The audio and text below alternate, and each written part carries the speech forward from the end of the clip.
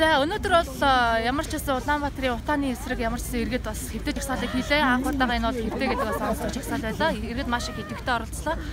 За утааны эсрэг бидний дэмжиж байгаа хувь хүн болон байгууллагууд бас маш их одоо дулаалтай материал болон халуун арц, цай, жуус гэх мэтээр биднэрт маш их дэмжлэгтэй байлаа. За энэ утааны жагсаалын гол зорилго нэгдүгээр утааны эсрэг дөрвөлтэй арга хэмжээ аваач. Хоёрдугаарт нь энэ авж байгаа арга хэмжээг ямар нэгэн улс төргүй бизнесгүй яг ард түмнийхээ эрхээ шинжилгээ арга хэмжээ аваач гэж байгаа. Жишээлбэл 60 мянган халаагуур гэдэг чинь зөвхөн нэг Герман улсын нэг одоо брендинг бүтээгдэхүүн байгаа.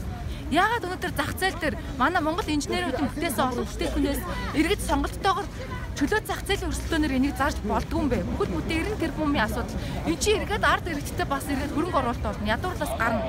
Гэтэл яагаад зөвхөн хин нэгний шахаа авах хэрэгтэй юм? Утаан дээр битгий улс төрөөр битгий бизнесээр бид нар өнөөдөр үр хүүхдийн төлөө явж богино хугацааны дотор утаанаас салмаар байна. Дахиад бид нар ойрын 3-4 жил юм утаатай байх боломж байхгүй үр хүүхдэд эрүүл мэндч тийсэхгүй. Тэгэхээр чинээр утаагүй зуух тарахаар боллоо гэдэг. Утаагүй зуух юм бол одоо тэр Твиттерээр бахан яваад байдаг шүү дээ. Нобелийн шагналд бид нар одоо номинацд нэр дэвшүүлье. Утаагүй бол яах гэж яндан байгаа юм бэ тэр зууханд чинь. Зуух бол зуух. Ямар ч шинжлэх ухааны актив хийсэн гэсэн гал хүчил байгаа л утаа гардаг гэсэн ийм судалгаа байдаг. Дараа дахиж хилүүлж эхлэх зөвхөн. Одоогийн байдлаар бид нар ямар ч гэсэн төлөвлөөгүй. Тийм бас төлөвлөж байгаа боломжтой. Яг тэдэнд гэж байна. Өнөөдөр бас үндсэн бол бацсан өдөр шүү дээ. Бас Монгол хүн. Гэхдээ би бол бас гайхаж байна. Үнэхээр үндсэн бол яхаа баярлалгүй яах вэ? Төр дөнгөр яс юмгаар. Гэхдээ л бас ингэж их утаанд байж гэн тийм ээ.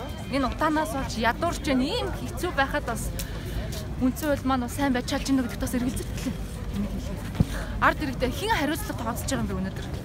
А хэдэн 10 тэрбумаар зарчаад хаад хаана хуулийн цорхон байгаа юм бэ?